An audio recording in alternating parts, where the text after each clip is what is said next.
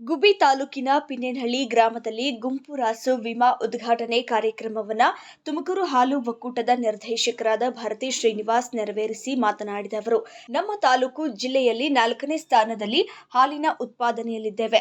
ಅದನ್ನು ಮತ್ತಷ್ಟು ಹೆಚ್ಚಿಸಬೇಕು ಹಾಗೂ ಹಸುಗಳಿಗೆ ಹಾಕಿರುವ ವಿಮೆಗೆ ಸಂಬಂಧಪಟ್ಟಂತೆ ಹಾಕಿರುವ ಕಿವಿಯ ಓಲೆಯನ್ನ ಕಳೆಯದಂತೆ ನೋಡಿಕೊಳ್ಳಬೇಕು ಎಂದು ತಿಳಿಸಿದರು. ಇನ್ನು ಈ ಕಾರ್ಯಕ್ರಮ ನನಗೆ ಹೊಸದು. ಇವತ್ತು ಪಿನ್ನೇನಹಳ್ಳಿಲೇ ಅಣ್ಣ ಇಟ್ಕೋಬೇಕು ಅಂತ ಡಿಸೈಡ್ ಮಾಡಿ ಇಲ್ಲಿಗೆ ಇವತ್ತು ಕಾರ್ಯಕ್ರಮನ ಇಟ್ಕೊಂಡಿದ್ದೀವಿ. ನಾವೀಗ 70,000 ರೂಪಾಯಿ ಕೊಡ್ತೀವಿ. ಆಗಲೇ ನಿಮಗೆ ಡಾಕ್ಟರ್ ಒಂದಷ್ಟು ಹೇಳಿದ್ದಾರೆ. 70,000 ರೂಪಾಯಿ ನಾವು ರಾಷ್ಟ್ರದಲ್ಲಿ ಮಾಡ್ತೀವಿ.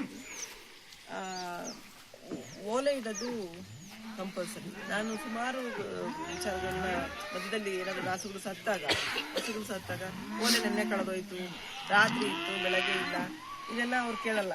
ಹಾಗಾಗಿ ಓಲೆ ಕಿವಿಲಿರೋದು ಕಂಪಲ್ಸರಿ. ಅದನ್ನು ನೀವು ಕಿವಿಲಿ ಅದು ಇರೋ ಥರ ನೋಡ್ಕೋಬೇಕು. ಅಕಸ್ಮಾತ್ ಏನಾದರೂ ವ್ಯತ್ಯಾಸ ಆದರೂ ತಕ್ಷಣ ಇನ್ಫಾರ್ಮ್ ಮಾಡಿ ಹಾಕ್ಸೋವಂಥ ವ್ಯವಸ್ಥೆ ಮಾಡಬೇಕು. ಇಲ್ಲ ಆವಾಗ ಪರದಾಡಿದ್ರೆ ನಾವು ಆ ಸಿಚುವೇಶನ್ ನಾವೇನು ಮಾಡೋಕ್ಕಾಗ್ತಾ ಇರಲ್ಲ. ಈಗ ನಮ್ಮ ತಾಲೂಕಿನಲ್ಲಿ ಇನ್ನು ಈ ಸಂದರ್ಭದಲ್ಲಿ ಹಾಲು ಉತ್ಪಾದಕರ ಸಂಘದ ಅಧ್ಯಕ್ಷ ಪಿಟಿ ದಯಾನಂದ್, ಮುಖಂಡರಾದ ಗುರು ರೇಣುಕಾರಾಧ್ಯ, ಸಣ್ಣ ರಂಗಯ್ಯ ಸೇರಿದಂತೆ ಎಲ್ಲಾ ನಿರ್ದೇಶಕರು ಹಾಗೂ ಹಲವು ಮುಖಂಡರು, ಒಕ್ಕೂಟದ ಶಂಕರ್ನಾಗ್ ಸೇರಿದಂತೆ ಇನ್ನಿತರರು ಹಾಜರಿದ್ದರು.